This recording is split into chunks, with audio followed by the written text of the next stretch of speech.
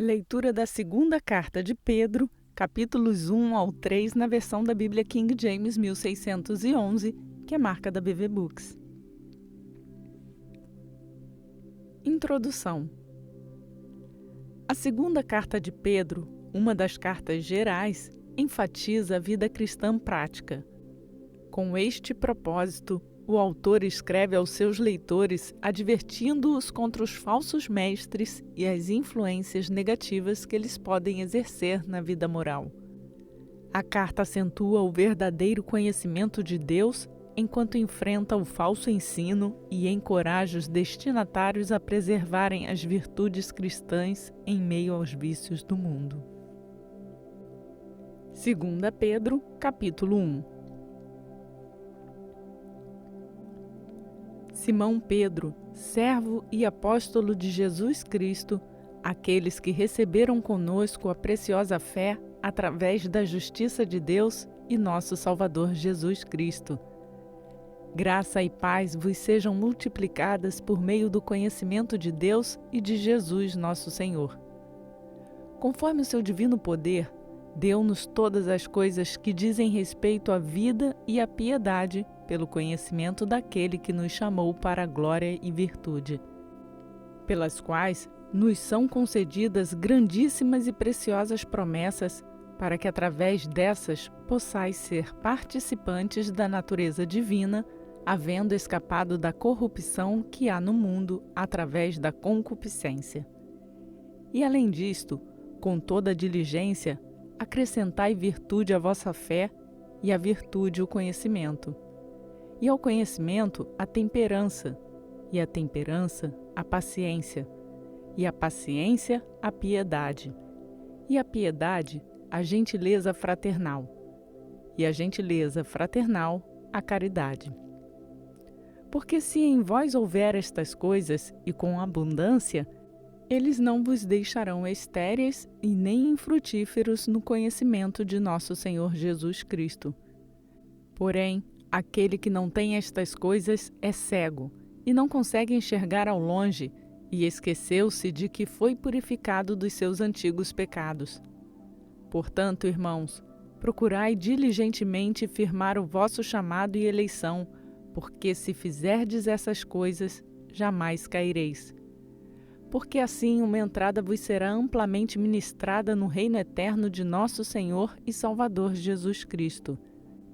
Portanto, não serei negligente em lembrar-vos a respeito destas coisas, embora as saibais e estejais estabelecidos na presente verdade.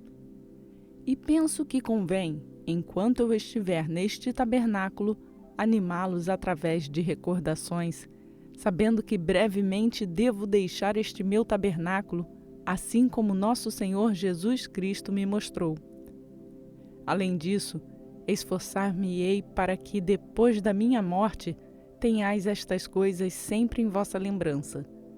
Porque não seguimos astuciosamente fábulas imaginárias, ao vos anunciar o poder e a vinda de nosso Senhor Jesus Cristo, porém fomos testemunhas oculares de sua majestade.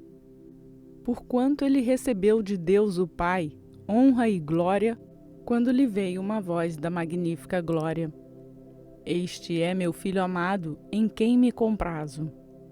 E ouvimos esta voz que veio do céu quando estávamos nós com ele no Monte Santo. E temos também uma palavra de profecia mais segura, a qual bem fazeis em estar atentos, como a uma luz que brilha em um lugar escuro, até que o dia amanheça e a estrela da manhã surja em vossos corações. Sabendo isto primeiramente, que nenhuma profecia da Escritura é de particular interpretação.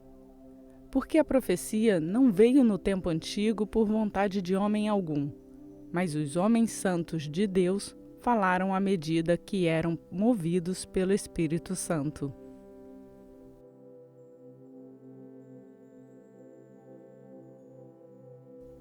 Segunda Pedro, capítulo 2. Mas também houve falsos profetas entre o povo, assim como entre vós haverá também falsos mestres, que introduzirão encobertamente heresias condenáveis e até mesmo negando o Senhor que os comprou, trazendo sobre si repentina destruição. E muitos seguirão as suas maneiras perniciosas, pelas quais o caminho da verdade será blasfemado. E através da cobiça, eles, com falsas palavras, farão mercadoria de vós, sobre os quais o julgamento não tardará e a sua perdição não adormece. Porque se Deus não poupou aos anjos que pecaram, mas os lançou no inferno e os entregou às cadeias da escuridão, ficando reservados para o julgamento, e não poupou ao mundo antigo, mas salvou Noé, a oitava pessoa, o pregador da justiça, trazendo o dilúvio sobre o mundo dos ímpios, e transformando as cidades de Sodoma e Gomorra em cinzas, condenou-as à destruição, tornando-as um exemplo para os que posteriormente vivessem como ímpios. E livrou o justo Ló, enfadado do comportamento imundo dos homens ímpios, porque este homem injusto, habitando entre eles, afligia dia a dia sua alma justa, ao ouvir e ver suas obras injustas. O Senhor sabe como livrar da tentação o piedoso e reservar o injusto para o dia do julgamento, para ser punido. Mas principalmente aqueles que andam segundo a carne em concupiscências de imundície e desprezam as autoridades. Eles são presunçosos, obstinados e não receiam falar mal das dignidades. Enquanto os anjos, que são maiores em força e poder, não pronunciam contra eles acusação maledicente diante do Senhor. Mas estes, como naturais animais irracionais, feitos para serem caçados e destruídos, falam mal do que não entendem e hão de perecer em sua própria corrupção. E hão de receber a recompensa da injustiça, tendo eles por prazer a libertinagem em pleno dia. São imundícias e manchas, ostentando-se com seus próprios enganos, enquanto eles festejam convosco. Tendo os olhos cheios de adultério e que não conseguem cessar o pecado, seduzindo as almas instáveis, tendo o coração exercitado na prática da cobiça, filhos malditos, os quais abandonaram o caminho reto e errantes seguiram o caminho de Balaão, o filho de Beor, que amava o salário da injustiça. Mas foi repreendido por sua iniquidade por um jumento mudo, falando com voz de homem, impediu a loucura do profeta. Estes são fontes sem água, nuvens levadas pela tempestade, para os quais a escuridão das trevas está reservada para sempre. Porque quando eles falam grandes palavras inchadas de vaidade, eles seduzem através das luxúrias da carne, através de muita devassidão, aqueles que tinham escapado daqueles que vivem no erro. Enquanto prometem-lhes liberdade, eles mesmos são servos da corrupção. Para quem o homem é vencido, pelo mesmo ele é trazido à escravidão. Porque se depois de terem escapado das corrupções do mundo, pelo conhecimento do Senhor e Salvador Jesus Cristo, forem outra vez envolvidos e por elas vencidos, o último estado é, para eles, pior do que o primeiro. Porque melhor lhes teria sido se não conhecessem o caminho da justiça, do que, depois de conhecê-lo, desviarem-se do santo mandamento que lhes foi entregue. Mas isto lhes sobreveio de acordo com um verdadeiro provérbio. O cão voltou ao seu próprio vômito, e a porca que foi lavada chafurdou-se de lama.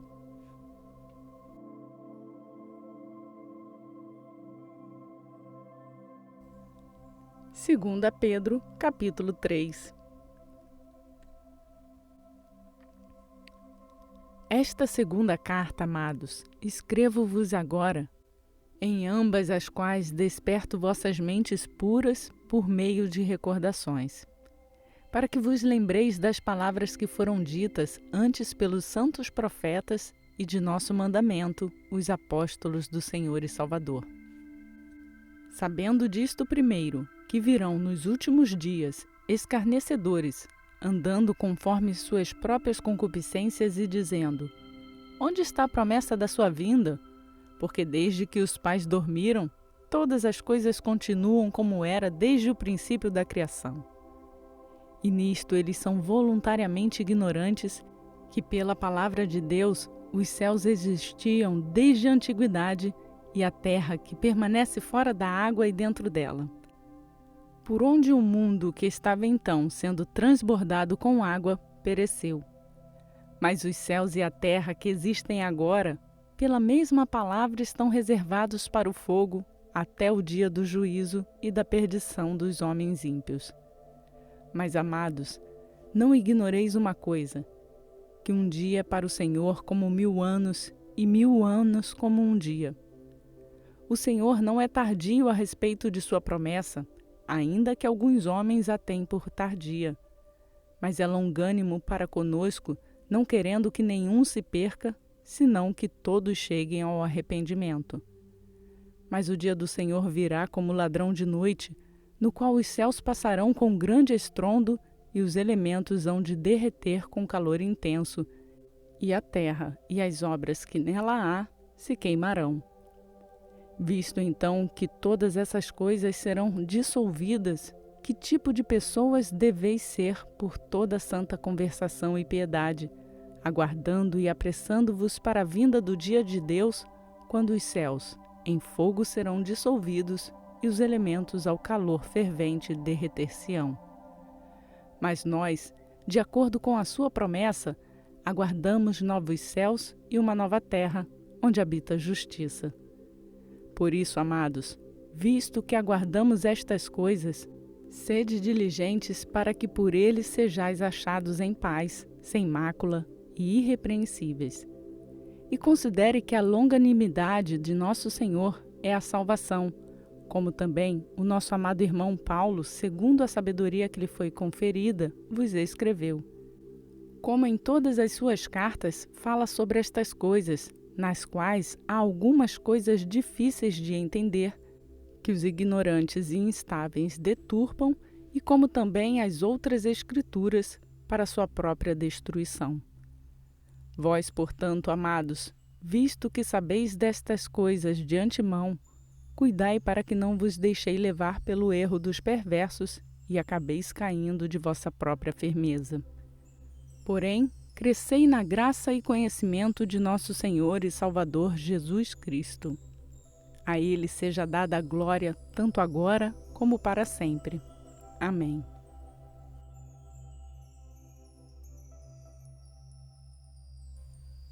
Completamos mais um dia programado em nosso plano de leitura bíblica e seguimos rumo à leitura completa da Bíblia em um ano. Lembre-se, para ser notificado diariamente quando uma nova leitura for postada, se inscreva no canal e lembre-se de ativar o sininho. Aproveite para fazer o download do plano de leitura bíblica que está no link na descrição desse vídeo.